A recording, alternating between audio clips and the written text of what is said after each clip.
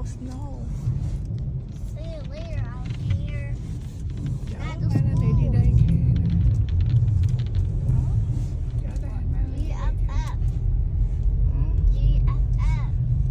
What's GFF? Look. Okay. Alright. You didn't got my camera. Oh yeah, forgot tomorrow. Đây là cái trường ở bên đây. Bên đây là daycare.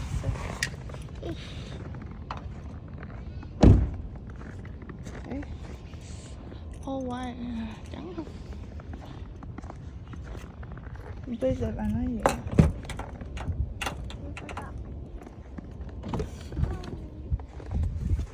Thể thao.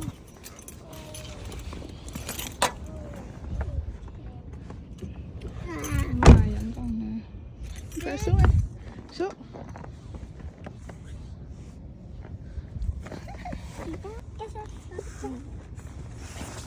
Two, three, four, Ngày mai là five, New Year Eve rồi. 7, 8, 9, 10, 11, 12, Mai gửi mail này nữa. Đi làm tới 5 giờ, bình thường là 3 giờ thôi. Con mặc con mail này mặc very warm luôn, mặc 3 cái áo luôn nha. 22, 4 cái chứ. Bình thường mặc có 3 cái thôi. 26, 27, 29, 30. Phút từ đó.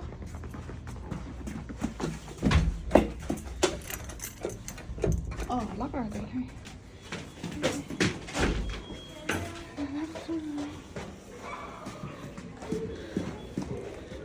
So much fun, Manny. Yeah.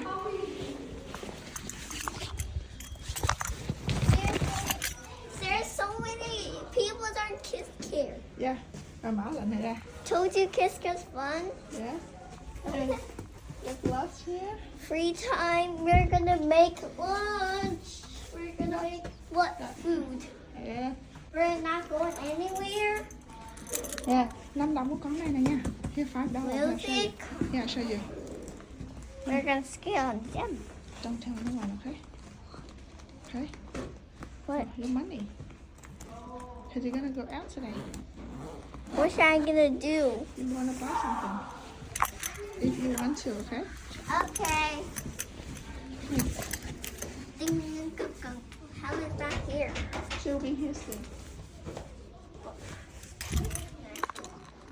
Okay. Đây, chụp hình cho. Where's that Đây one? nè, xếp vô thế nè. No. Chụp hình nào cho. No. Hello. Ding ding. Rồi, tới chỗ này, tới đây sao rồi. Let's go. Play with Andrea. I'm super scared. Hello, we're coming soon. Good morning. Ooh, what are they playing? Mix and match. Fun, isn't it? All right, got your water in the backpack. Okay, bye-bye. Helen will come soon, okay? Bye. I can't wait. No kids are gonna play with me. It's all right, you're going to play with your dad. You're in welcome. I can't. Rồi, mẹ phải đi làm rồi, okay? vaccinated. See you later. I didn't see you. Bye. Just go play with Andrea. Bye.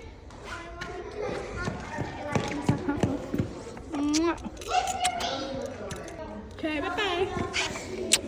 Bye-bye, have fun. See you.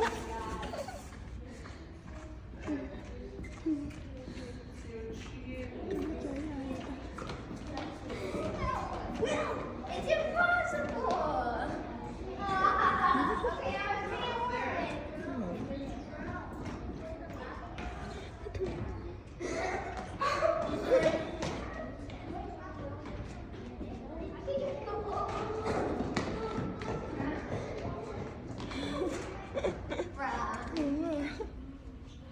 Okay.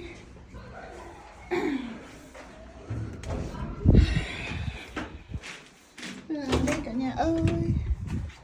Oh, we're gonna be late, a little bit later. What? See you. Chiều tiếp khách rồi, tối rồi. Năm bình thường 3 giờ mấy, còn sáng giờ 5 giờ mấy mới tiếp khách rồi. Có hầu rồi. Tới đây sớm phải quay tiếp nha. Thank you. Bye cả nhà.